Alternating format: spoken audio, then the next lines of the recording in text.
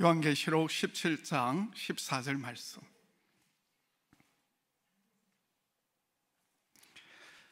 네, 찾으셨으면 우리 다 같이 한 목소리로 봉독하겠습니다. 시작.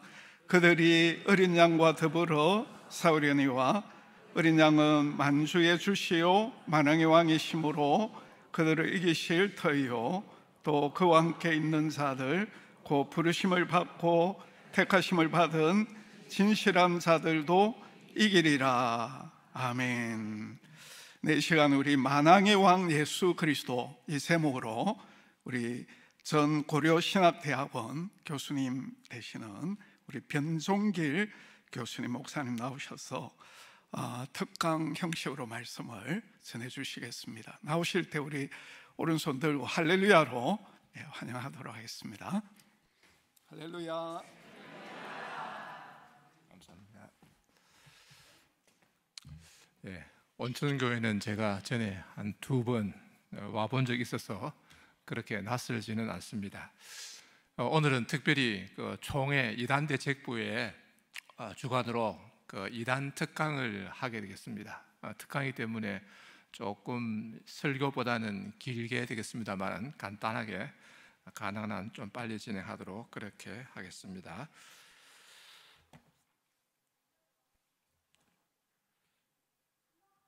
자, 우리 한국 교회는 이단들이 참 많습니다. 다른 나라에도 이단들이 있지만은 우리 한국만큼 이단들이 많은 것도 드물 것입니다. 외국에서 들어온 여호와의 증인,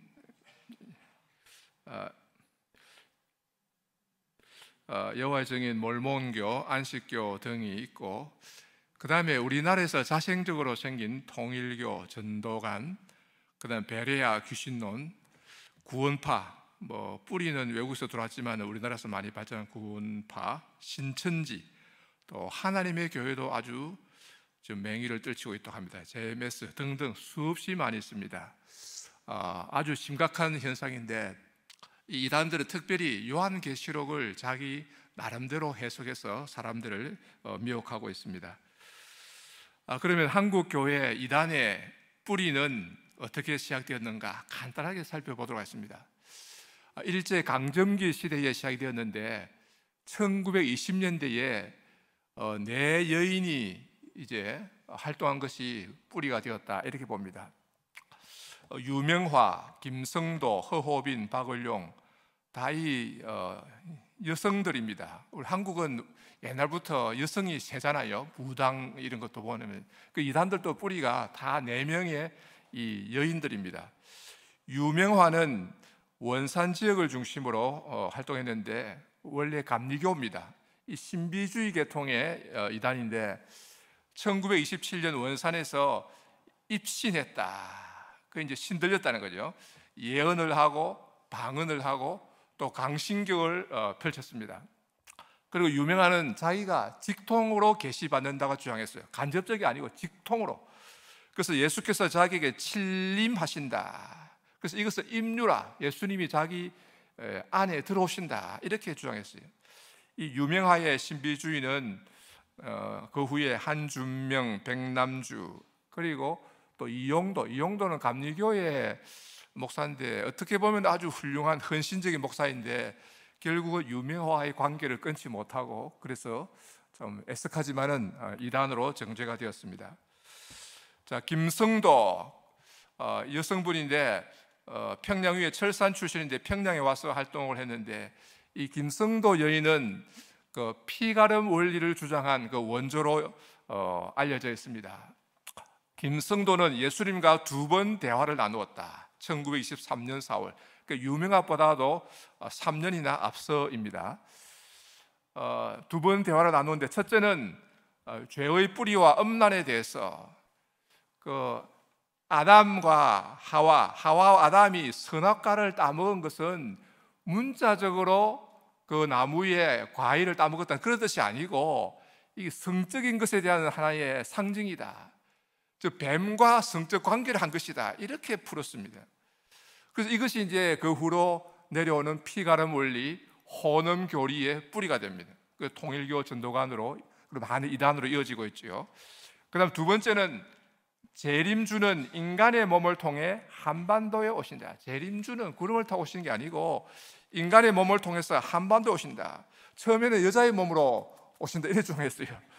그래서 이 김성도가 아마 자기를 재림주라고 말한 것 같습니다. 그래서 새 주님이라 불리고 새주 오셨네 찬송도 부르고 그 새주파라 이렇게 불렸습니다. 다르게는 성주교라 이렇게 불렸습니다. 이 김성도는 그 후에 정덕은, 김백문, 박태선, 문선명, 전도감과 통일교로 이어지는 그런 계보를 가지고 있습니다. 그 다음에 허호빈, 김성도가 죽고 나서 허호빈이 이제 이어받아서 활동했는데 재림주님은 구름을 타고 오시는 것이 아니고 인간으로 오신다. 참 이 주장이 두고두고 그 후에 한국교회 이단의 중요한 주장이 되고 있습니다. 그리고 이 허호빈은 말하기를 재림 예수님은 평양에 오신다.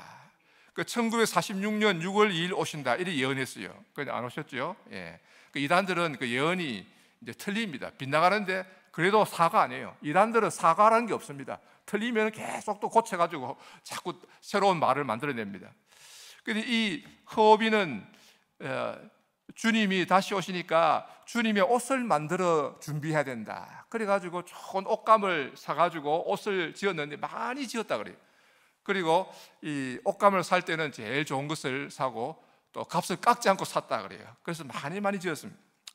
그리고 호비는 또 선악과는 성적인 타락을 의미한다. 그러니까 문자적으로 보지 아니하고 성적인 타락을 나타낸다 이래 봤습니다.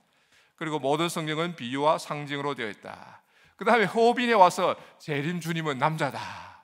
비로소 깨달은 것 같아요. 이래 말했습니다. 그 다음에 박을용이라는 이 또 노파 여인이 있는데요, 자기 자신을 하나님의 부인이다, 아내다 이렇게 주장했습니다. 처음에는 문선명 씨가, 이 통일교회 문선명 씨가 박을용을 따라다니면서 이 박을용 노파에게 축복받으려고 애를 썼습니다. 그 나중에는 박을용 씨가 문선명 씨를 이제 따라다니면서 문선명 씨를 하나님이다, 자기 남편이다, 즉 자기는 문선명 씨의 하나님의 아내다 이렇게 주장을 했습니다. 자, 그 다음에 이제 백남주, 김백문으로 이어지는데, 이 백남주는 원래 장로교 평양신학교를 나왔고 헬라 히브리를 잘 아는 그런 참 아주 똑똑한 사람이었는데, 이 원산의 유명화의 기도에 참석하면서 신비주의에 물들었습니다. 그리고 이 용도가 죽고 나서 원산 신학산에서 가르쳤는데, 신학산은 뭔가 하면은 수도원처럼 이제 세운 건데 그 일종의 그러니까 신학교입니다.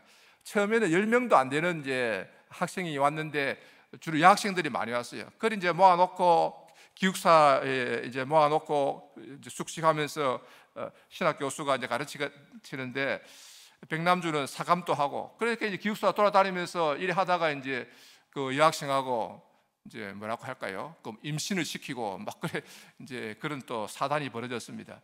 그래가지고 이제 그게 논란이 되니까 이제 뭐 천국 결혼다 해가지고 결혼해가지고 했는데, 결국은 그 다음에 1934년에 쫓겨났습니다. 쫓겨나서 평양의 김송도의 성주교단으로 갔습니다. 그래서 이 백남주는 성간, 귀간, 이 간음 교리를 가르치고 권장했습니다. 그 백남주의 이 제자가 김백문인데요, 이 김백문은 내려와서 경기도 파주에 이스라엘 수도원을 세웠습니다. 그리고 예수님의 나타나심, 현현을 체험했다고 주장했는데 두 번입니다. 1946년 1월 3월.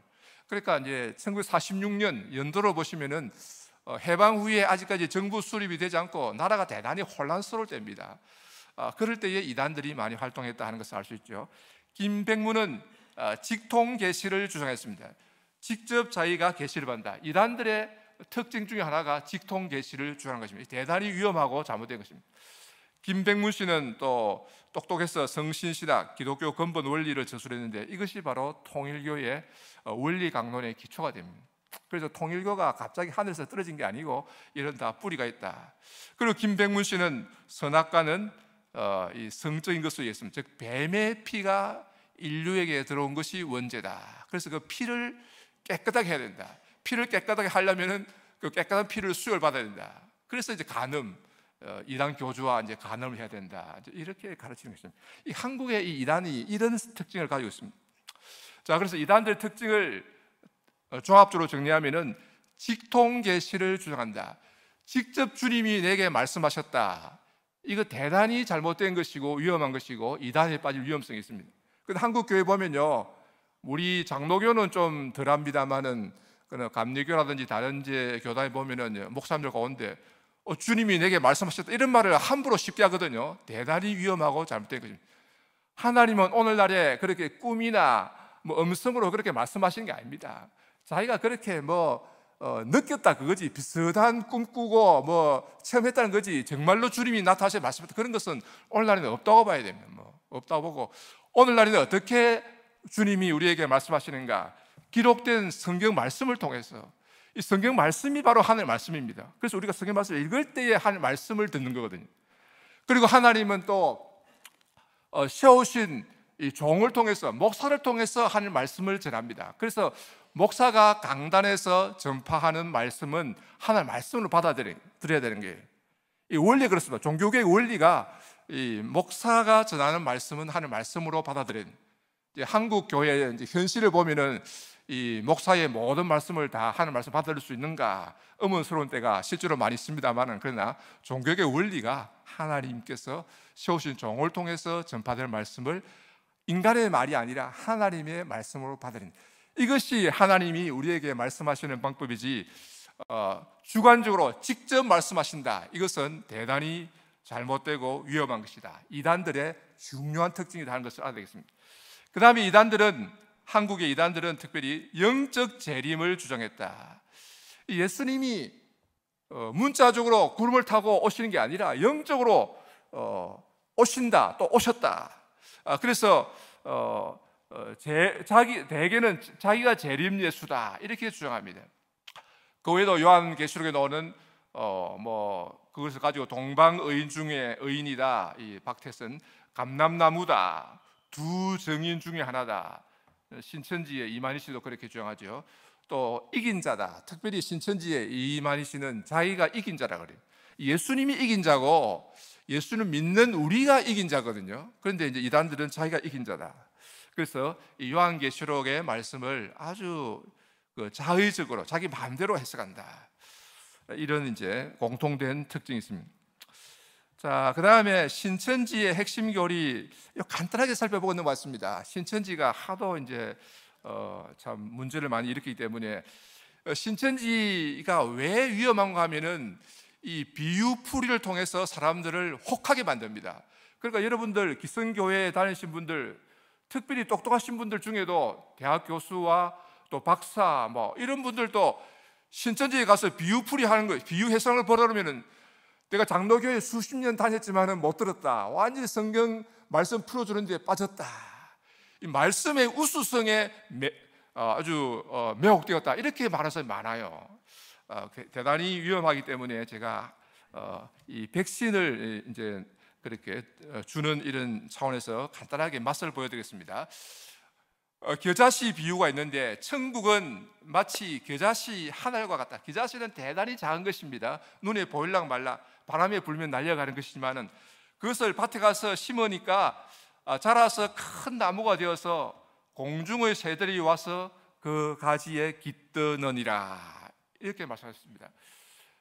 처음에는 작게 처음 시작했지만은 큰 나무가 된다, 크게 자란다는 거죠. 그런데 신천지에서는 어떻게 해석을 하는가 하면은 여기에 새는 공중의 새라 그랬잖아요. 이 새는 사람들에게 임한 영이다. 말씀으로 거듭난 사람에게는 하나님의 성령이 임한다. 그 신천지에 다니는 자기들은 말씀으로 거듭난 사람이니까 하나님의 성령이 임하고, 비진리를 가진 사람들, 믿지 않는 사람들뿐만 아니라 기성교에 다니는 사람들도 다 비진리를 가진 사람 봅니다. 이들에게는 악령이 임한다 그래요. 그 신천지에서 볼 때는 여러분 전부 다 악령 들린 사람이에요. 그러면서 이게 이제 이 새를 영이다 이렇게 푸는데 맞습니까? 처음에 갑자기 이런 말을 들으면은 이게 도대체 뭐가 어떻게 된 거냐, 이상하고 이제 생각할 겨를이 없는 사이에 이제 빠져듭니다. 과연 그런가? 바른 해석은 무엇인가 하면은 천국은 처음에는 아주 미약하게 시작한다. 갈릴리 나사렛에서 오신 예수 그리스도, 그리고 뭐 이름 없는 12 제자들, 어부와 농부들, 뭐 이런 사람들, 그 사람들부터 시작을 했지만은 나중에는 로마 제국의 복음이 전파되고 온 세상의 복음이 전파되어서 큰 나무가 된다. 그 천국 복음은 처음에는 미약하게 시작하였으나 뭐 이름도 없이 시작하였죠. 나중에는 창대하게 된다. 그래서 세상에 많은 사람이 메시아 안에서 안식을 누리게 된다. 그 공중에 새들이 깃들인다는 것은 그만큼 큰 나무가 된다 하는 그런 의미가 있고, 또 조금 더 뭐 본다면은 또 새들은 이제 세상에 뭐 이방인들을 포함한 모든 사람, 많은 사람들이 그 복음 안에서 안식을 누리고 평안을 누리게 된다, 행복을 찾게 된다, 생명을 얻게 된다, 이런 의미로 보는 것이 옳습니다. 그 다음에 두 번째로 가라지 비유가 있는데, 천국은 마치 주인이 좋은 씨를 제 밭에 뿌린 것과 같다. 주인이 좋은 씨를 자기 밭에 뿌렸는데 밤중에 원수가 와서 가라지를 덧뿌리고 갔습니다. 그래서 종들이 나가서 보니까, 얼마 후에 보니까 밭에서 가라지들이 자라고 있거든요. 놀라서 주인에게 묻습니다. 우리가 좋은 씨를 뿌리지 않았습니까? 그런데 이 가라지는 어디서 왔습니까? 그 주인은 압니다. 원수가 그리하였구나. 종들이 묻습니다. 이 가라지를 그러면 뽑아버릴까요? 아니다, 두어라. 가라지를 뽑다가 알곡도 뽑을까 하노라. 그 추수날까지, 세상 끝날까지 같이 자라게 두어라. 그리고 마지막 이제 세상 끝날이 되면은 이 가라지를 뽑아서 뜨거운 불에 던져 불태워버리고 알곡은 이제 모아서 창고에 이제 드린다. 이렇게 말씀하셨습니다. 이것이 이제 가라지 비유인데, 자, 신천지에서는 여기 밭은 교회다 이렇게 풉니다. 왜냐하면 주인이 제 밭에 뿌렸으니까, 자기 밭에 뿌렸으니까 교회다. 그러니 추수밭인 교회에 가서 추수해야 된다. 말이 맞는 것 같지요? 맞습니까? 여기 이제 갑자기 이제 기성교회 백신을 맞지 않은 사람은, 준비되어 사람은 헷갈리는데, 제 밭이랬으니까, 제 밭이니까 교회잖아. 교회 가서 추수해야 된다. 그리고 추수권들을 교회에 보냅니다. 그 신천지에서는 교회 문패 보고 교회 다닐 사람에게 찾아와서 전도하려고 그러거든요. 이게 문제입니다. 그런데 과연 이게 맞습니까? 과연 그러냐? 마태복음 13장 38절 몇 절 밑에 내려가면은 가라지 비유에 대해서 예수님이 직접 해석을 해주십니다. 제자들이 물었습니다. 가라지 비유를 우리에게 설명해 주소서. 그 예수님이 직접 답을 주십니다. 밭은 세상이요. 예수님 말씀입니다. 밭은 교회가 아니고 세상입니다. 세상. 밭은 세상이요, 좋은 씨는 천국의 아들들이요. 그리고 이 세상이 우리 하나님의 세상이지 누구 세상입니까? 하나님이 천지를 지으셨고 땅을 창조하셨고 땅에 충만한 모든 게 다 우리 하나님의 것인데, 그러니까 이 밭은 이 세상에다가 복음을 뿌리는 게요. 우리는 세상에 복음을 전한 것이, 그 좋은 씨는 천국의 아들들이요, 가라지는 악한 자의 아들들이요. 그러니까 성경을 읽어보면 몇 절 밑에 예수님 답을 주십니다. 그런데 이단들은 그걸 싹 빼버리고 무조건 밭은 제 밭에 했으니까 이 교회다, 이렇게 해서 이제 그냥 그 사람들을 미혹해가지고 혹하게 하는 거죠. 그래서 우리가 성경 읽을 때에 쭉 통독을 해야 됩니다. 정독을 쭉 읽어야지. 이단에 가면은 딱 구절 한 구절 찾아가지고 요거는 이렇게 막 갖다 붙이는데 그러면서 빠져버린다는 거죠. 제가 이 맛을 보여드렸습니다만 이렇습니다. 그 다음에 두 번째 이제 중요한 교리 중에 하나가 배도 멸망 구원 교리가 있습니다. 배도 멸망 구원 교리. 이걸 줄여서 배멸구 교리합니다. 배멸구. 하나님은 아담과 언약을 맺었다. 이건 우리도 기성교에서 우리가 가르치고 배운 것입니다. 맞잖아요. 아담과 언약을 맺었다. 그런데 아담이 배도해서 멸망했다. 이거 좀 생각해야 됩니다. 아담이 배도했습니까? 죄를 짓고 불순종해서 타락했고, 그런데 아담이 멸망하고 말았습니까? 성경은 아니잖아요. 우리 하나님이 찾아오셔서 죄를 지적하시고 그 다음에 어떻게 하십니까? 벌을 내리시지만 또 용서하시잖아요. 그 용서의 증거가 무엇입니까? 나뭇잎을 이제 치우고 가죽으로 옷을 해 입히잖아요. 그 가죽옷 생각해 보세요. 가죽을 이렇게 떨려면은 결국은 양이나 짐승을 죽여야 됩니다. 그죠? 죽여서 그 피가 나오잖아요. 그 피의 제사를 하나님이 직접 가르쳐 주신 거예요. 그래서 이 피를 통해서 그 용서가 있다는 거는, 그래서 하나님은 아담과 하와를 용서하시고 다시 이렇게 하나님의 자녀로 받아들이잖아요. 그래서 아담의 또 아벨, 셋 이렇게 믿음의 자손들 연결되잖아요. 그런데 이제 신천지에서는 아담은 배도하여 멸망했다. 배도라는 것은 완전히 떠나가는 거거든요.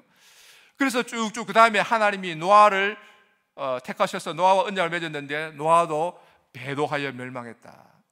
노아가 배도한 게 아니고 노아는 당대의 의인이요 완전한 자라 그랬잖아요. 노아 당시에 세상이 죄가 관영하여 하나님이 물로 심판하셨잖아요. 노아는 당대 의인이라고. 그런데 노아가 배도 멸망했다.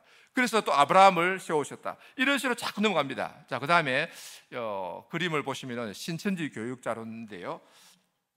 자, 하나님이 아담을 택하셔서 언약을 맺었는데 실패해서 배도 멸망했다. 그 노아 배도 멸망했다. 아브라함을 세웠는데 또 배도 멸망했다. 그 모세를 세웠는데 또 배도 멸망. 이 동그라미가 좀 이렇게 세웠는데 배도했다.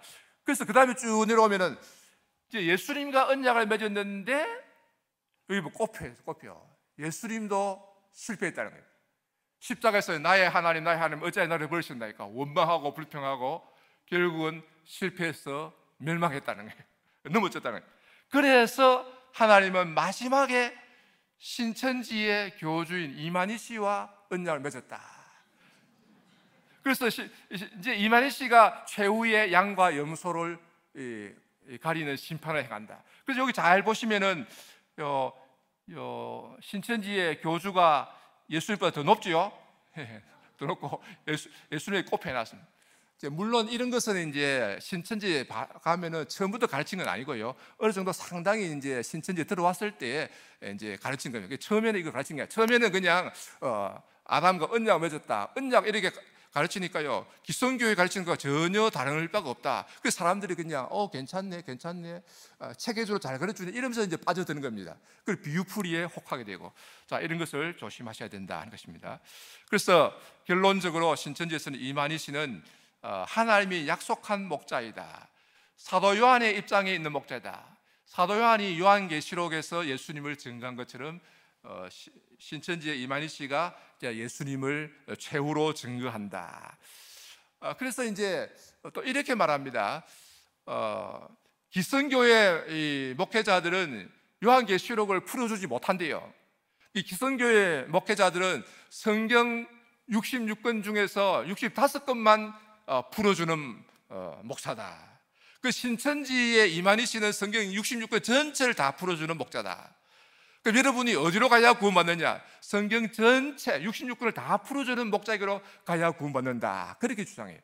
그래서 참 이만희 씨에게 가야 구원받는다 이렇게 주장하는 거죠. 이만희 씨가 이긴 자이다. 이긴 자라는 표현은 예수님을 가리키고 그리고 예수를 믿는 자, 진실되게 믿는 자들, 우리가 이기는 자인데 자기가 이긴 자다. 여자가 낳은 아들이다. 12장에 보면 여자가 낳은 아들은 메시아 예수님인데 자기가 그렇다는 거예요. 그러니까 철장으로 만국을 다스릴 자, 물론 메시아 예수님을 가리키죠. 그런데 신천지에서는 이만희 씨 자기가 철장으로 만국을 다스린대요. 그리고 자기가 보혜사다, 뭐 이런 주장을 합니다. 자, 그 외에도 육체 영생 교리 이런 것도 있는데 좀 황당하기 때문에 넘어가겠습니다. 자, 그래서 이 이단들은 뭐 신천지뿐만 아니라 뭐 하나님의 교회라든지 많은 교회들이 조금씩 다르지만은 그러나 이 요한계시록에 나오는 구절들, 이 표현들, 이 단어들을 자기 마음대로 이렇게 자의적으로 해석해서 사람들을 미혹하고 있다. 그래서 요한계시록을 잘 알 필요가 있는데, 이제 문제는 오늘날 요한계시록에 대해서 또 전문가라는 사람들 많이 있지만은 대개는 그게 잘못된 게 많습니다. 세대주의라든지 이상한 게 많기 때문에 요한계시록 부흥회, 사경회, 성경 공부 이런 데 가는 것은 대단히 위험합니다. 그래서 이런 이제 현실을 알고서 우리 고신 총회에서 이래서는 안 되겠다. 그렇다고 해서 우리 요한계시록에 침묵하자니 이것도 문제고, 그래서 이제 우리 총회에서 이제 의논을 해서 이렇게 이단 세미나를 개최하게 된 것입니다. 요한계시록의 중심 사상을 우리가 살펴보겠는데요. 요한계시록은 도대체 무엇을 말하는가? 자, 제일 중요한 것이 교회와 세상 사이에 싸움이 있다. 이 영적인 싸움이 있다는, 이 교회가 이 세상에 세워졌는데 이 세상이 기뻐하지 않습니다. 우리가 생각하면은 교회는 이렇게 이 세상에 세워져서 얼마나 선한 일을 하고 사람들에게 참 생명을 얻고 구원을 얻으라고 말하고 또 도와주고 위로하고 기도해 주는데 얼마나 고맙습니까? 늘 감사하고 교회로 와야 되는데 현실은 보면 그렇지 않거든요. 현실은 오히려 교회당 십자가만 있어도 보기 싫다 그러고 불빛 비친다 내려라 그러고 고소하고 이런 일들이 많습니다. 이 영적인 싸움이 있다 그죠. 그래서 교회는 환난과 핍박을 당합니다. 어떤 사람들은 교회가 잘못해서 그렇다는데 물론 일부 잘못한 것도 있지만은 교회가 잘해도 환난과 핍박을 당하는 경우가 많아요. 교회가 잘해도 세상 사람들은 본질적으로 좋아하지 않습니다. 왜 그러냐? 근본 원인은 세상의 배후에 사탄이 있다. 사탄은 요한계시록에서 용이라. 그 용이 좋은 게 아닙니다. 어떤 사람들은 용은 뭐 동양에서 길한 동물이라 하는데 그것은 예수님을 모를 때 복음이 도저히 않을 때에 용을 숭배했던 그런 입장에서 본 거고, 용은 결코 길한 동물이 아니고 사탄을 의미합니다. 그 중국이 바로 용의 민족이잖아요. 용춤 추고 얼마나 악합니까? 그 옛뱀이라. 에덴 동산에 들어온 뱀. 옛뱀은 이제 요세푸스의 기록에 하면은 다리가 있었다 그래. 처음에는 옛뱀은 다리 있었는데 벌을 받아서 잘렸다. 뭐 이런 말도 있는데 이거는 알 수는 없습니다만은. 그리고 마귀라. 마귀, 온 천하를 꿰는 자라. 이렇게 말하고 있습니다. 그런데 교회의 배후에는 누가 계시느냐? 그리스도가 계시네. 그리고 교회의 배후에는 아무도 안 계신 것이 아니고 예수 그리스도가 교회의 머리가 되시고 주인이 되시는 거예요. 그러니까 교회의 배후에 계시는 이 그리스도가 사탄보다도 더 힘이 세고 사탄을 이기신다는 거예요. 그래서 교회와 세상 사이에 싸움이 있는데 세상은 교회를 공격합니다. 비판하고 아주 또 이 오른쪽에 있는 게 왼쪽에도 세상이 있고요. 아래 위로 양사방에서 세상이 교회를 공격하고 있습니다. 그래서 교회가 이제 어려움을 당하는 거죠. 자, 요한계시록에서 세상과 교회의 상징에 대해서 말하고 있는데 좀 살펴보면은 세상은 요한계시록에서 바벨론이라 이렇게 불리고 있습니다. 바벨론은 이제 우상을 숭배한 도시냐, 우상을 숭배하고 하나님을 대적하고 그리고 나중에 유다 왕국을 멸망시킨 나라거든요. 바벨론. 그래서 바벨론은 세상을 상징하는 하나의 상징이 되었습니다. 이 바벨론의 화살표 이쪽에 와야 되는데 바벨론에 이제 반대되는 것으로 예루살렘이 있는데 그 요한계시록에서 예루살렘은 지금 있는 그냥 땅 위의 도시 예루살렘을 가리킨 게 아니고 하나님이 택한 도시. 그래서 교회를 상징하고 있습니다. 교회. 그 교회를 다르게 상징으로 말할 때는 예루살렘, 이 거룩한 성 예루살렘이라 그러죠. 이에 비해서 세상은 큰 성이라, 세상은 아주 크다는 것을 자랑하고 있습니다. 그 다음에 또 세상은 음녀라 부르는데, 음녀의 이제 특징은 아주 이제 부정하다, 더럽다는 거죠. 음녀, 장녀, 부정하다. 그리고 미혹한다. 사람들 미혹해서 타락하게 하는 그런 특징을 가지고 있고, 거기에 항대하는 그 상징으로는 이제 신부. 신부는 교회에 대한 상징인데, 신부는 정결을 이제 특징으로 합니다. 무엇보다도 정결하고, 그리고 이제 또 충성한 것입니다. 남편 대신 예수 그리스도에게 끝까지 그 정절을 지키는 것, 이것이 중요합니다. 그래서 예루살렘이라고 할 때 이것을 땅 위에 있는 이스라엘의 그 도시를 생각하면 안 됩니다. 지금 예루살렘에 가도 예루살렘이 그렇게 깨끗하지 않습니다. 거룩하지 않습니다. 유대 지역이 있고 아랍 지역이 있고 아르메니아 지역이 있고 조그만 기독교 지역이 있는데 결코 이 땅의 예루살렘이 거룩하지 않습니다. 그러니까 교회가 거룩한 성이다. 이걸 꼭 아셔야 되겠습니다.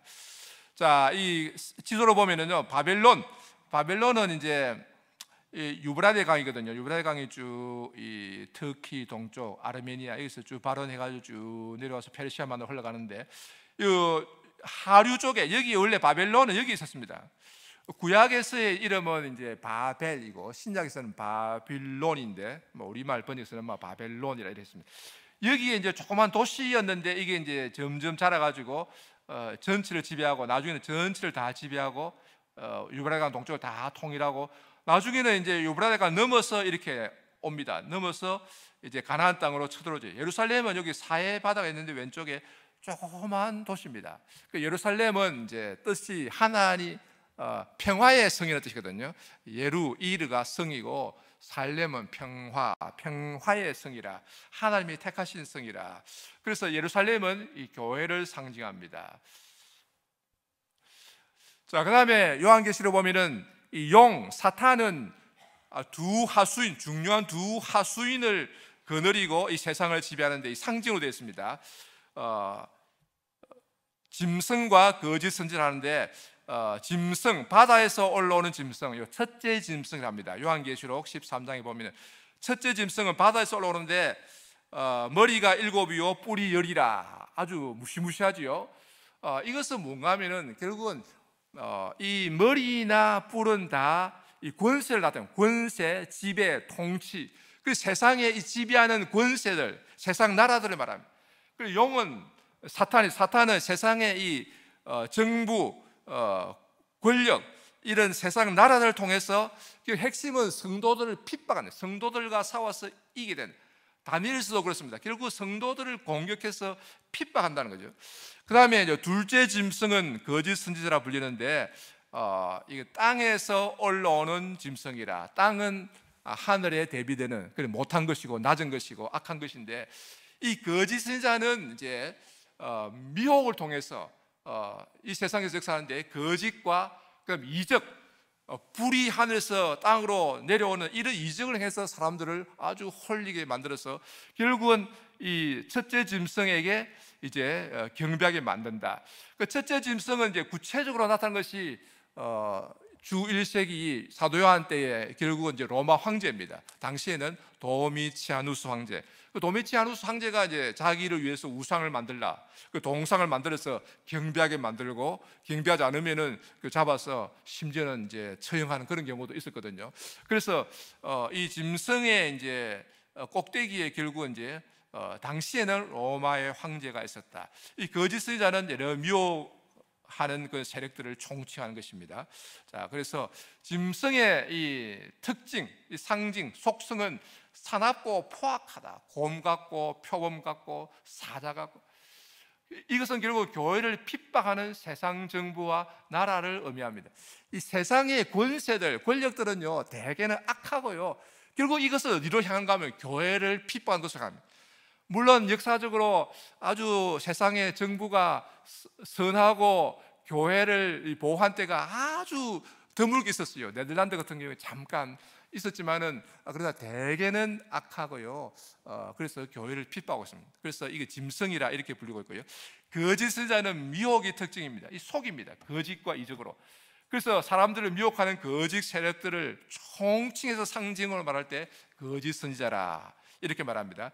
그러니까 거짓 종교들, 이단들, 거짓 학문들, 철학들, 요즘 심리학들, 쾌락들, 사실 인터넷 게임을 통해서도 많은 젊은이들을 미혹하고 있습니다. 마술들, 거짓 미디어가 온통 세상에 보니까 이게 참 타락했더라고요. 그러니까 이런 것들도 결국은 따지고 보면은 사탄에게서 오는 것이다 하는 것을 알 수 있습니다. 자, 그런데 이렇게 교회와 세상 사이에 영적인 싸움이 있는데, 결국은 교회가 승리한다는 것이 또 요한계시록이 우리에게 가르쳐 주는 것입니다. 교회가 승리한다. 왜냐하면은 그리스도가 승리하기 때문에. 여러분, 교회가 힘이 있어서 승리하는 게 아닙니다. 여러분, 교회가 세상과 맞붙어서 못 이깁니다. 어떻게 이길 수 있습니까? 세상은 이 무력을 가지고 있습니다. 권세, 그리고 공권력을 가지고 있잖아요. 군대를 가지고 있고 경찰을 가지고 있고 법을 가지고 집행하는데 교회가 못 이깁니다. 형편없이 못 이기죠. 약합니다. 그런데 어떻게 이기느냐? 우리가 기도하고 예수님을 믿고 있으면 결국 그리스도가 궁극적으로 이긴다는 거예요. 이것이 성경이 우리에게 가르쳐 주는 것입니다. 그래서 계시록 17장 14절에 보면은 그들이 어린 양과 더불어 싸우려니와, 그들은 이제 첫째 짐승의 세력들입니다. 이 세상을 지배하는 권세 있는 세력들이, 어린 양은 예수 그리스도입니다. 예수 그리스도는 참 어린 양이라. 어린 양은 매우 연약하잖아요. 연약하고 참 온유합니다. 온순합니다. 그래서 이 예수 그리스도 매우 약하고 참 온순해 보이지만은, 그러나 어린 양은 만주의 주시오 만왕의 왕이시므로, 어린 양은 예수님이기 때문에 만주의 주다. 요 원어의 표현을 그대로 번역하면 주들의 주다, Lord of Lords. 만왕의 왕이다. 이것도 원어표현을 그대로 번역하면 왕들의 왕이다. 영어로 하면 King of Kings가 되겠죠. 우리 예수님이 바로 주들의 주고 왕들의 왕이시기 때문에 이 세상의 모든 주들과 왕들 위에 뛰어나신 주시오 왕이시기 때문에 그들을 이기실 것이다. 결국은 예수님이 이기신다는 거예요. 또 그와 함께 있는 자들, 곧 부르심을 받고 택하심을 받은 진실한 자들, 예수님 믿는 우리 성도들도 예수님 때문에, 예수님 안에서 이 세상의 악한 세력을 이기게 될 것이다. 이것이 성경이 우리에게 가르쳐 주는 것입니다. 그래서 그리스도는 승리자라, 이긴 자라, 이기는 자라 불리고, 또 그리스도를 믿는 자, 진실한 성도들도 이기는 자라 이렇게 불리고 있습니다. 그리고 이 영을 따르는 짐승과 거짓 선지자, 이 악한 세상의 이 짐승은 이제 권세를 가지고 역사하는 세력, 거짓 선지자는 미혹하는 세력이죠. 이 둘은 결국 어떻게 되느냐? 19장 20절을 보면 불못에 던지운다, 영원한 지옥에 던지운다, 멸망하고 만다는 거예요. 결국은 그들은 다 멸망합니다.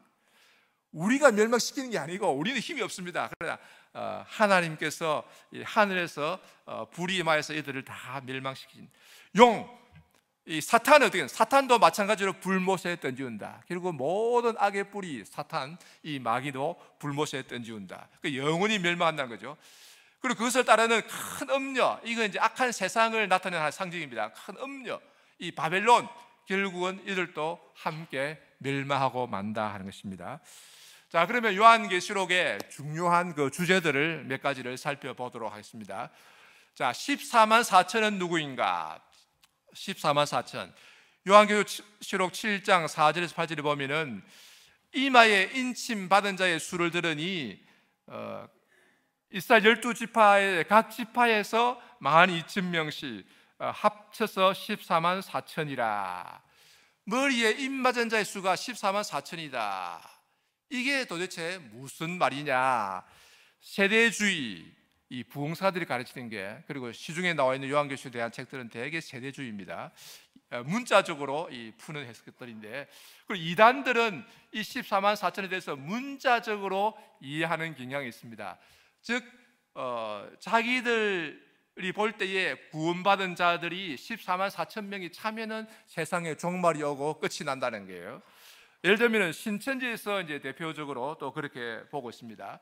이 14만 4천이 무엇냐에 대해서 영적 새 이스라엘의 제사장이다. 이게 무슨 말인가 하면은요, 이 영적 새 이스라엘은 신천지 단체를 말합니다. 육적 이스라엘은 이제 구약의 이스라엘 백성이고, 영적 이스라엘은 신약의 그 이스라엘 교회를 가리키고, 자기들은 영적 새 이스라엘이라 이렇게 말해요. 제사장이다, 알곡 신앙인이다. 그런데 문제는 신천지에서는 처음에는 자기들 처음에 5만 몇 명 있을 때는 14만 4천 명이 이제 참에는 세상에 종말이 오고 자기들이 구원받는다 했는데, 지금 신천지가 몇 명이 됩니까? 벌써 14만 4천 넘었잖아요, 우리가 볼 때. 왜냐하면 한 해에 시온 기독 선교센터에서 수료하는 학생이요, 10만 명이 넘습니다. 11만 명 정도 해마다 그렇게 수료하는데, 이 과정이요 굉장히 어렵습니다. 초등과정, 중등과정, 고급과정 8개월을 이렇게 배워야 되는데, 열심히 배우고 시험 쳐가지고 평균 점수가 96.5래요. 이야, 얼마나 열심히 공부했는지 거의 만점 받는 게예요. 그래가지고 합격해서 졸업하는 사람이 해마다 11만 명. 2023년에 대구 스타디움에서 11만 명이 졸업했고, 그 전에도 11만 명 졸업했고, 작년에는 이제 청주에서 했는데 한 11,000명은 모이고 온라인으로 해서 11만 명 졸업했고, 그 전에는 이제 코로나 때 못 모이다가 2019년에도 10만 명 이렇게 수료하고, 그래가지고 이 졸업한 사람만 해도 벌써 수십만 명이 됩니다. 그래서 인터넷에 보니까 그 수료한 사람만 해도 58만 명이 넘는다 하는데, 근데 왜 종말이 안 왔습니까? 그 이상하잖아요. 그래가지고 이제 제가 이래저래 알아보니까 이 수료한다고 다 구원받는 게 아니고 성적 순으로 자른대요. 아니, 평균 점수가 96.5인데 그러니까 애지간한 사람은 가도 안 됩니다요. 안 가는 게 안 가는 게 맞고요. 절대 가서는 안 되고 그렇습니다. 그러니까 그들 계속해서 이제 또는 이제 열심히 전도하고 헌금 많이 하고 충성한 사람부터 자른다, 이런 말도 해요. 자, 어쨌든 14만 4천 문자적으로 보는데, 그러니까 자기들도 이렇게 자기들 빨리 성장할 줄 몰랐다는 거죠. 예. 자, 바른 해석은 무엇인가? 14만 4천을 상징적 숫자로 보는 것입니다. 요한계시록의 숫자는 상징적인 것이 많습니다. 자, 14만 4천은요 12 곱하기 12 하면 144가 됩니다. 곱하기 1000입니다. 그러니까 헬라어의 원어 구조가 144천으로 되어 있습니다. 그 12라는 것은 선택의 수입니다. 그죠? 하나님이 이스라엘의 12지파를 선택하셔서 이스라엘 민족을 이루셨고, 또 예수님은 12사도를 택하셔서 이 12사도를 통해서 복음을 전해서 교회의 기초를 놓으셨잖아요. 그래서 구약의 12지파와 신약의 12사도의 토대 위에 세워진 구약교회와 신약교회 전체, 그 교회 전체를 상징하는 숫자가 14만 4천이다. 그래서 14만 4천은 구원받은 하나님의 백성 전체, 모든 그리스도인들을 나타낸다, 이렇게 보는 것이 옳은 것입니다. 이것이 옳은 것은 계시록 14장 3절에 보면은 땅에서 속량함을 받은 14만 4천 외에는 능히 이 노래를 배울 자가 없더라. 그 시온산에 어린 양이 서 있고, 또 그와 함께 14만 4천이 서 있어서 새 노래를 부르는데, 이 세상 사람들이 능히 배우지 못할 새 노래를 부르더라. 근데 이 14만 4천에 대해서 말할 때 3절에 땅에서 속량함을 받은 14만 4천, 이 원어의 이 구조를 보면은요 14만 4천은 144천이라고 했습니다. 144천 하고 그 다음에 이어서 동격으로 땅에서 속량을 받은 자. 이 동격이라는 것은 이제 복수 주격인데, 동격이라는 것은 같은 것을 말한다. 격이 같다. 동격.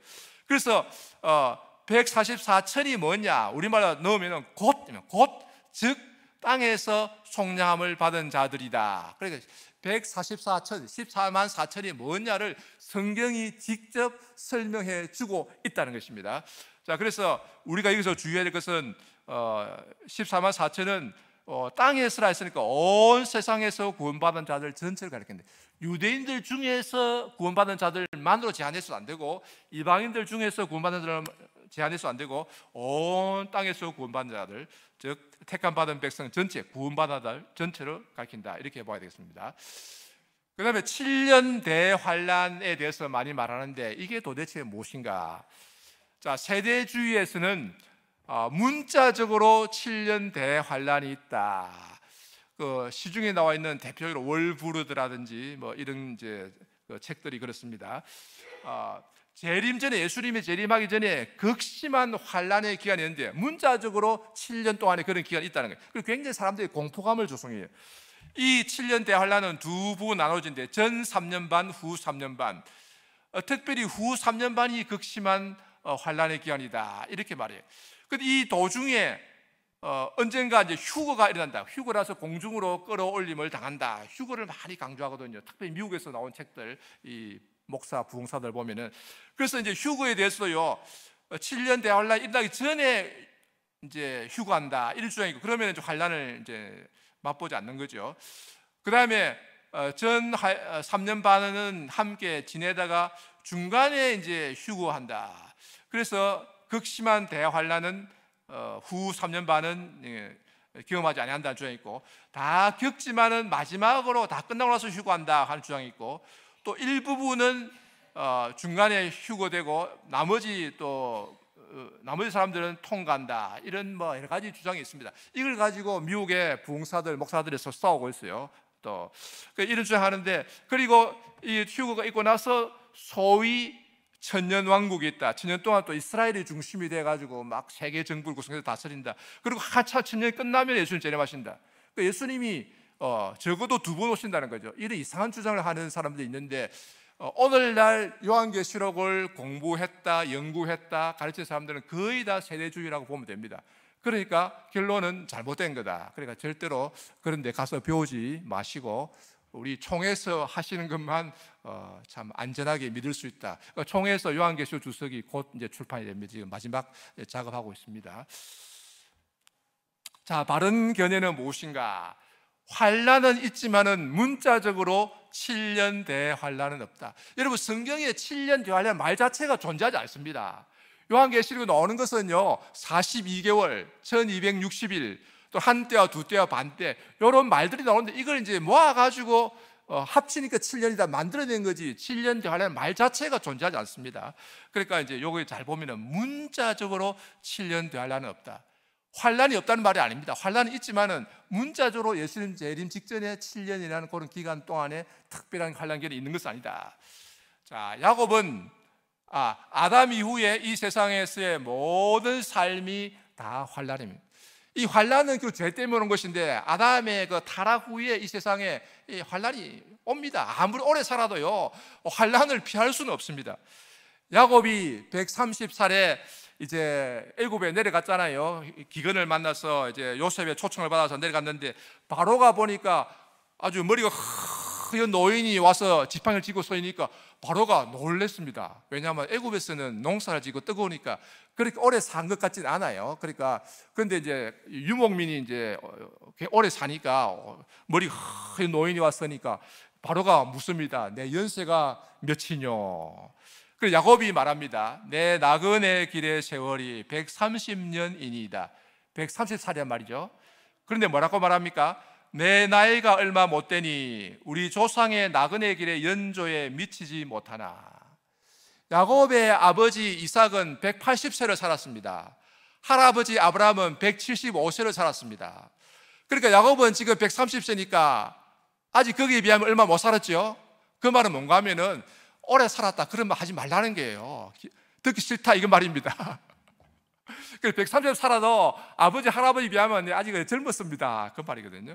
그래 내 나이 얼마 못 되니 그랬잖아요. 그러니까 여러분들 어르신한테 뭐 백수 하십시오 그런 말 하면 이제 신뢰가 됩니다. 이제 그런 말 하면 안 됩니다. 이제 그런데 이제 중요한 게 이것입니다. 야곱이 뭐라고 말합니까? 험악한 세월을 보내었나이다. 참 험악한 세월을 라반에게 외삼촌 라반에게 속아서 레아와 라헬 두 여인을 원치 않는 여인도 없고 또 첩을 입고 하니까 본처 둘, 첩 둘 거기서 내 싸우잖아요. 내 싸우고 그래가지고 아들 12 낳는데 요셉은 또 잃어버리고 뭐 등등등 그래. 이걸 보면 야곱의 이 삶은 참 환란 험악한 세월을 보냈다. 그런데 우리가 보면은 야곱을 통해서 이스라엘의 12지파가 형성되잖아요. 전체적으로 보면은 야곱의 삶은 축복의 삶입니다. 야곱이 축복을 받아서 이렇게 이스라엘 민족의 조상이 되었거든요. 실제로 조상은 야곱이잖아요. 그러니까 우리가 여기서 무엇을 알 수 있는가 하면 하나님의 축복은 환난과 함께 온다. 우리가 겪는 이 환난이 바로 축복의 과정이다 하는 것을 알 수 있거든요. 험악한 세월을 보낸 예수님이 말씀하십니다. 세상에서는 너희가 환난을 당하나 담대하라 내가 세상을 이겼다. 제자들 결국 이 세상에서는 환난을 당할 수밖에 없다. 그래서 담대하라 예수님이 세상을 이미 이겼다. 십자가에서 이기고 부활로 이기고 마귀를 이기셨다는 거예요. 자, 그런데 우리는 이 세상에 살 때에 환난의 삶이지만 때때로 큰 환난이 있습니다. 예수님이 종말에 대해서 말씀하실 때 마태복음 24장 21절에 보면은 이는 그때에 큰 환난이 있겠습니다. 예루살렘 멸망 전에 주 70년의 예루살렘 멸망 전에 큰 환난이 있겠습니다. 창세로부터 지금까지 이런 환난이 없었고 후에도 없으리라. 그때 로마 군대가 들어와서 이제 포위해서 결국은 점령했는데 그때 죽은 이스라엘 사람이 110만 명이라. 칼에 죽고 굶어 죽고 전염병으로 죽고 그리고 이스라엘의 그 거국파에 의해서 서로 죽이고 살육한 그 숫자도 굉장히 많아요. 완전히 무질서 상태입니다. 이 바리새파의 거국파들이 집권할 때 굉장히 무섭습니다. 집집마다 다니면서 양식 내놔라, 안 내놓으면 죽이고 문 열면은 다 뺏어가고요. 무법천지입니다. 그래서 큰 환란이 있습니다. 이 큰 환란이 무엇입니까? 바로 한자로 하면 대환란이잖아요. 그 대환란은 주 70년 예루살렘 멸망 전에도 있었다. 그리고 스데반이 설교할 때 이렇게 말합니다. 사도행전 7장 11절 그때에 애굽과 가나안 온 땅에 흉년이 들어 큰 환란이 있을 때, 즉 야곱이 애굽 땅에 머물고 있을 때 큰 흉년이 들어가지고 먹을 게 없었다. 그래서 결국은 이제 양식을 찾아서 애굽으로 내려가잖아요. 이 흉년이 들어서 큰 환란이 있을 때 한자로 말하면 무엇입니까? 이거 대환란. 그러니까 대환란이라는 것은 예수님 재림 직전에만 있는 것이 아니고 이미 옛날에 야곱 때에도 있었고 또 뭐 느헤미야 때도 있었고 때때로 있었다 하는 것을 아셨습니다. 따라서 이 세상에서의 삶이 환란이고 삶 전체가 환란입니다. 그리고 때때로 큰 환란, 대환란이 있습니다. 느헤미야도 말하고 있고요, 사무엘 때도 뭐 등등 말하고, 초대교회 때도 큰 환란이 있었습니다. 그러나 문자적으로 예수님 재림 직전에 7년 대환란은 없다. 그래서 7년은 상징적으로 봐야 되겠다. 7은 온전한 기간이잖아요. 그리고 온전한 기간인데 결국 교회 시대 전체가 환란의 기간입니다. 물론 이제 구약까지 따지면은 아담의 타락 후부터인데 이제 구약시대 지나갔으니까 요한계시록에 관점에서 보면은 이제 예수님의 초림부터 재림 때까지 전체가 환란의 기간이고, 또한 이 기간이 복음 전파의 기간이고 하나님의 보호의 기간입니다. 그래서 7년 대환란이라 이런 말에 너무 흔들리지 마시고 속지 마시기 바랍니다. 자, 그 다음에 666은 무엇인가? 666은 무엇인가? 계시록 13장 끝에 나오는데요. 자, 이 표를 가진 자 외에는 매매를 못하게 하니 이 표는 그 짐승의 이름이나 그 이름의 수라. 지혜가 여기 있으니 총매한 자는 그 짐승의 수를 세어보라. 그래서 사람의 수니 그의 수는 666이니라. 666이 뭐냐? 짐승의 수, 첫째 짐승의 수인데 사람의 수라. 이게 뭐냐? 처음에는요, 이 바코드, 영수증에 바코드 보면 666이 있다고, 그 바코드 그걸 뭐 받으면 안 된다 그러고, 또 신용카드가 666이라고 신용카드 사용하면 안 된다 그랬는데, 요즘 신용카드 사용 안 하는 사람 어디 있습니까? 현금 보기가 더 어려운데. 그래서 어떤 사람은 또 요한계시록에 대해서 많이 강의하는 사람은요, 신용카드는 아니지만은 IC카드의 발달을 유심히 지켜보고 있다, 이렇게 말해요. 신용카드는 아니지만 IC카드의 발달을 유심히 지켜보고 있다. 근데 IC카드가 뭡니까? IC카드가 내나 신용카드잖아요. 옛날에는 신용카드가 마그네틱으로 했는데, 자석으로 했는데 그게 뭐 자꾸 오류가 생기니까 그래 IC 칩을 심었잖아요. 지금 다 IC카드잖아요. 그게 신용카드입니다. 그러니까 신용카드는 아니지만 IC카드다. 그 말이 영 안 맞죠. 뭐 세상을 모르고 하는 소리죠. 예. 그리고 또 어떤 사람은 베리칩이다. 베리칩을 받으면 구원받지 못합니다. 베리칩 받지 마세요. 그런데 베리칩이 무엇입니까? 사람의 몸에 이식하는 그런 어떤 칩인데요, 사람의 그 생체 정보, 혈압이나 당뇨나 또 심장 박동수나 여러 가지를 이제 측정해 가지고 무선으로 이렇게 이제 병원으로 이제 전송합니다. 그러면 보고 실시간으로 이제 이렇게 환자의 상태를 체크하는 거죠. 근데 이 베리칩이란 것은 의학적인 필요에 의해서 뭐 특별히 또 뇌가 손상됐다든지 이런 사람이 어쩔 수 없이 하는 거지, 우리가 그걸 뭐 받을 이유도 없잖아요. 이유도 없고, 그리고 그런 것을 이식받는다고 해서 구원받지 못한다, 그런 것은 성경의 가르침과는 전혀 관계가 없습니다. 우리가 구원받고 구원받지 못하는 것은 오직 어떻습니까? 예수 그리스도를 믿느냐 믿지 않느냐, 여기에 달린 것이지 무슨 뭐 의학적인 칩을 받고 안 받고 거기에 따라서 결정된다, 이것은 대단히 잘못된 것입니다. 그 전에는 이제 인터넷에 보면은 베리칩 받으면은 멸망합니다 이런 주장이 많은데 전부 미혹입니다. 그리고 학자들은 또 네로 황제가 666이다, 학자들은 이렇게 많이 말하는데, 네로 황제는 68년에 자살했습니다. 자살할 수밖에 없었죠. 원론에 몰려가지고 결국 막판에 자살 당한 거나 마찬가지인데, 네로 황제가 자살했는데, 이 요한계시록이 기록된 것은 요한이 밤모섬에 유배되었을 때인 95년 또는 96년에 풀려났거든요. 그때 계시를 받아 기록했습니다. 그리고 요한 당시에는 이미 네로는 죽은 지 약 30년 가까이 지났습니다. 네로를 두려워할 이유가 전혀 없거든요. 그런데 학자들은 네로가 다시 살아온다는 전설이 당시에 뭐 퍼졌다, 네로 재생 신화가 퍼졌다 이러는데, 사도 요한이 그런 신화나 전설을 두려워해서 여기에 기록했을 리는 없습니다. 그러니까 이것도 말이 안 되는 거죠. 자, 그래서 개혁주의에서는 666을 상징적으로 봅니다. 6은 7에 하나 모자란 수입니다. 7은 안식을 뜻합니다. 하나님이 엿새 동안에 천지를 창조하시고 1회 되는 날 쉬셨잖아요. 그 7은 안식을 의미하고요. 그래서 6이라는 것은 인간으로서는 최고도에 도달했지만은 안식이라는 도장이 없는 수, 하나님의 안식에는 미치지 못하는 수. 그러니까 인간의 부귀영화가 최고도에 달한 수, 그러나 인간의 교만이 극에 달하는 수, 그러나 하나님의 안식이 없는 수다. 그래서 솔로몬이 그 부귀영화가 최고도에 달했을 때 1년 세입금 재정 수입의 그 합이요, 금으로 666금 달란트라. 아주 재정 수입이 많았다고 말할 때 666금 달란트. 그만큼 부귀영화가 아주 극에 달했다는 것을 말하고 있죠. 그래서 666은 세상의 충만함을 의미한다. 또는 인간의 교만함의 극치를 말한다. 그래서 적 그리스도라고 말하기도 합니다. 이때 적 그리스도라는 것은 어떤 개인이나 단체를 말하는 것이 아니고 이 세상을 지배하는 그는 그리스도의 세력, 그러니까 적 그리스도의 세력을 총체적으로 말할 때 이렇게 부를 수도 있다 하는 것입니다. 그래서 이제 핸드릭슨 같은 주석가는 666을 말할 때 실패 위의 실패 위의 실패다. 6이 실패인데 겹쳤으니까 실패 위의 실패 위의 실패다. 그레고리 빌도 말하기를 이것은 미완성과 불완전을 나타낸다. 다 좋은 표현들입니다. 자, 그 다음에 아마겟돈 전쟁이 무엇인가?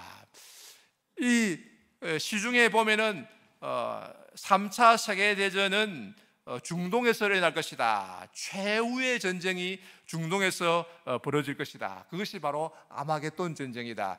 요한계시록 16장에 예언되어 있다. 이렇게 주장합니다. 그 옛날에는 소련과 중국 군대가 연합하여 이스라엘로 쳐들어온다고 했습니다. 옛날에 소련이 있을 때. 지금은 소련이 뭐 없어지고 러시아가 됐잖아요. 중국 군대가 쳐들어온다고 본 것은 2만만의 2억이잖아. 2만만의 군대를 동원할 수 있는 나라는 중국밖에 없다. 그래가지고 옛날에는 이제 중국을 또 이스라엘의 적국으로 이렇게 묘사를 했는데 한참 이렇게 이제 유명할 때 아마겟돈 전쟁 이렇게 설명한 것이 있었습니다. 한때는 또 EU가 여기 소련과 중국 군대의 합세가 들어온다. 왜냐하면 그때 EU가 10개국이 있거든요. 그 10뿌리다 이래가지고 EU도, 그런데 EU는 사실은 서방에 속하잖아요. 지금은 EU가 27개인가 뭐 많아졌죠. 그러니까 이런 주장을 쑥 들어가 버렸습니다. 자, 계시록 16장 12절에서 16절에 보면은 아마겟돈이라 하는 것으로 이 동방의 왕들을 모은다. 여기 아마겟돈이 나오는데, 여기서 아마겟돈 전쟁이라는 말이 나오는데 무엇인가? 자, 아마겟돈은 원래는 하르마게돈입니다. 하르, 이 H가 표시가 잘 안 돼가지고 아르마게돈 되는데, 하르마게돈. 하르는 히브리어로 산을 뜻합니다. 산을 뜻하고, 마게돈은 머깃돌을 뜻하고, 머깃돌 지명이 있거든요. 자, 그런데 여기서 우리가 잘 생각해야 되는 것은 이스라엘 나라에 아무리 찾아도 머깃도 산은 없습니다. 머깃도 산은 없어요. 거기 가면 머깃도에 평원이 있습니다. 머깃도 그 옛날 성이 있고요, 우물이 지금 발견된 게 있고요, 앞에 저 평야고, 이 머깃도 평원은 옛날에 드보라와 바락이 가나안의 그 야빈의 군대장관 시스라의 군대를 무찌른 곳입니다. 사사기 4장에 나오죠. 그 넓은 곳입니다. 기손 강이 흐르고요. 그리고 유다의 경건한 왕이 요시아가 애굽의 바로 느고에게 죽임을 당하고, 이곳에서 화살에 맞아 죽어서 참 아깝게 참 경건한 왕이 죽었습니다. 그래서 여기 보면은, 자, 지도를 보면요, 여기가 이제 갈릴리 호수인데, 갈릴리 호수 남서쪽에 다볼산이 있습니다. 다볼산이 한 600m쯤 되는데 예수님이 변화하신 산, 변화산으로 일반적으로 알려져 있습니다. 그리고 쭉 넘어가면 여기에 갈멜산이 여기 있습니다. 엘리야가 올라갔던 갈멜산. 그리고 이 앞은 평야입니다. 여기 머깃도 평원이고 전체가 이게 이제 이스라엘 평원인데요. 이 머깃도는 여기에 있는 성임성. 그러니까 이게 평야지 평원입니다. 요 기손 강이 흐르고 있고요. 그 시스라의 군대가 쳐들어왔을 때에 그 드보라와 바락의 군대가 다볼산에 올라가 있다가 싹 내려오면서 공격해가지고 무찔렀지요. 큰 승리를 거두었습니다. 그래서 머깃도 산은 없다 하는 것입니다. 따라서 아마겟돈은 전쟁의 장소를 상징한다. 이게 뭐냐? 악한 세상이 교회를 공격하는 것을 상징할 때 사용되는 그 지명이 바로 아마겟돈이다 하는 것입니다. 자, 이 계시록 20장 8절 9절 보면은 천년이 참에 사탄이 옥에서 놓여 나와서 땅의 사방 백성 곧 곡과 마곡을 미혹하고 모아 싸움을 붙이리니 그 수가 바다의 모래 같으리라. 그들이 지면에 널리 펴져 성도들의 진과 사랑하시는 성을 두르며 하늘에서 불이 내려와 그들을 태워버리고, 이 땅의 사방 백성 곧 고혹과 마곡. 고혹과 마곡이 뭐냐? 이 구약의 에스겔에서 보면은 고혹과 마곡이 나타나는데 뭐 로스 땅, 뭐 두발 이게 나오는 게 도대체 뭐냐? 이게 러시아냐?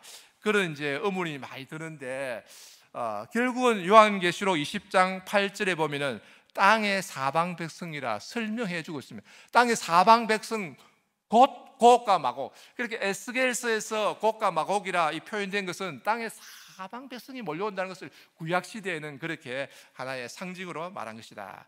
그래서 그들이 이제 몰려와서 이제 싸우는데, 성도들의 진, 이건 교회잖아요. 교회를 에워싼다는 거죠. 사랑하시는 성, 문자적으로 예루살렘이지만은 아까 말씀드린 대로 문자적인 그 도시를 말한 게 아니고 교회를 나타내는 상징, 그 교회를 에워싼다는 게. 여러분, 오늘날 이 세상이 어떻습니까? 오늘날 이 세상은 결국 교회를 에워싸서 포위 공격하고 있습니다. 그 대표적인 무엇입니까? 동성애. 네?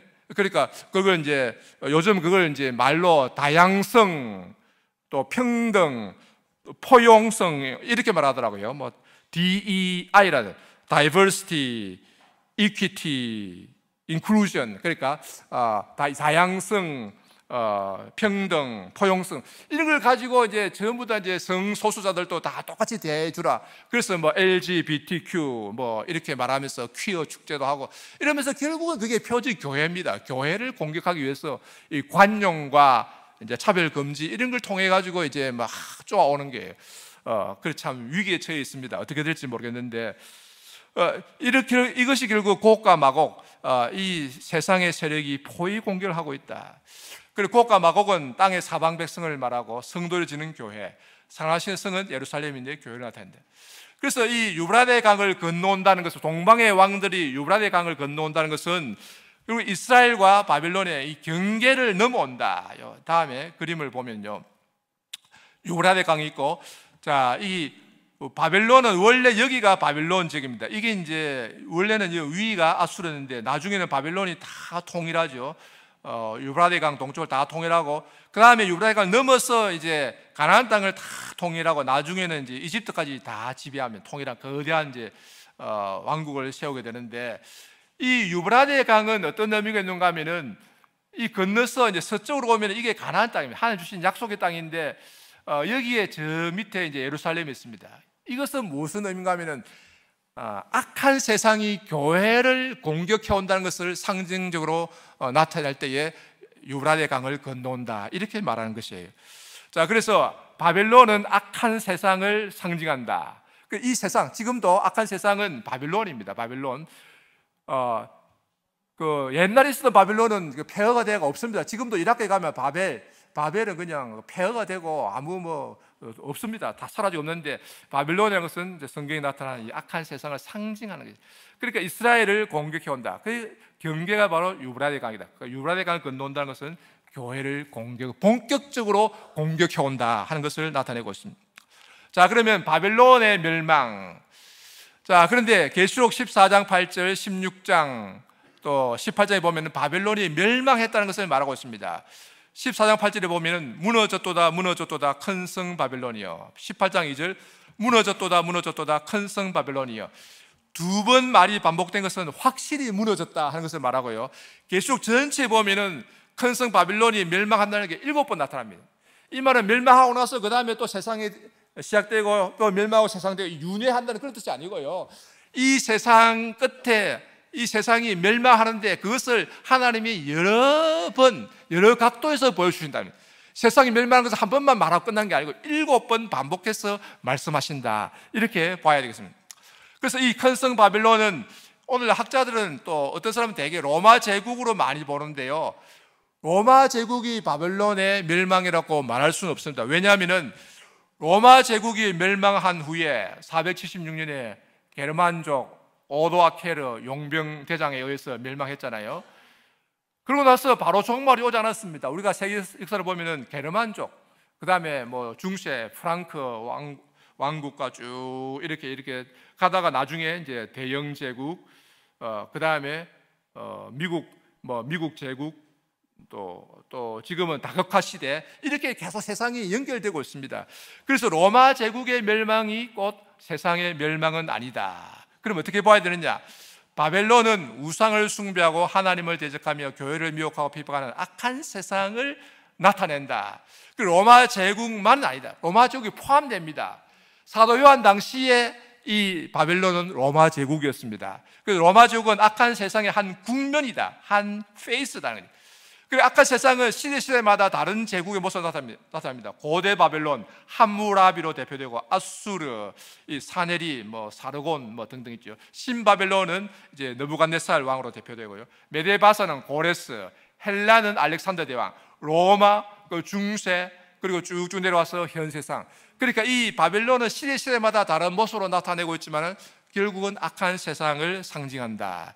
그리고 바벨론은 악한 세상이다. 쭉 이렇게 시대마다 다른 모습으로 나타난다. 그러나 요한 당시는 로마 제국이었다는 것입니다. 자, 마지막으로 구름을 타고 오시리라에 대해서 살펴보겠습니다. 계시록 1장 7절에 보면은 볼지어다 그가 구름을 타고 오시리라.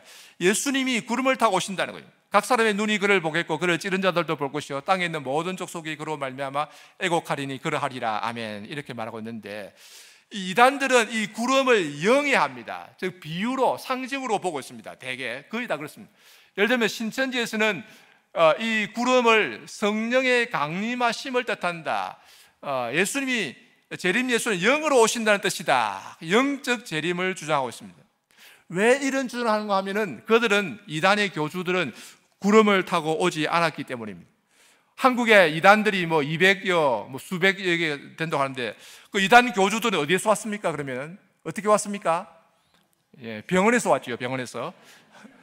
옛날에는 집에서 그냥 태어났습니다. 작은 방에서 이제 불 떼놓고 태어났습니다. 그러니까 이 땅에서, 집에서 온 사람은 재림 예수가 될 수 없지요. 왜냐하면 재림 예수는 구름을 타고 오셔야 되기 때문에.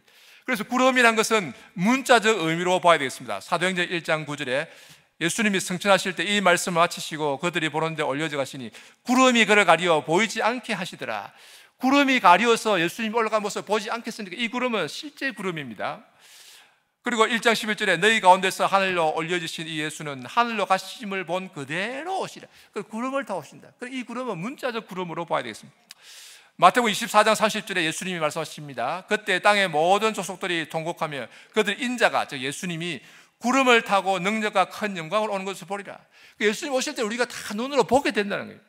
마태복음 26장 64절에 이후에 인자가 권능의 우편에 앉은 것과 하늘 구름을 타고 오는 것을 너희가 보리라. 우리가 눈으로 똑똑히 보게 된다. 그러니까 진짜 구름을 타고 구름과 함께 오시는 분이라야 재림 예수님이시지, 땅에서 병원에서 몰려온 사람은 재림 예수가 될 수 없다. 그런데 그런 사람을 믿는 사람은 얼마나 어리석었냐 하는 것입니다.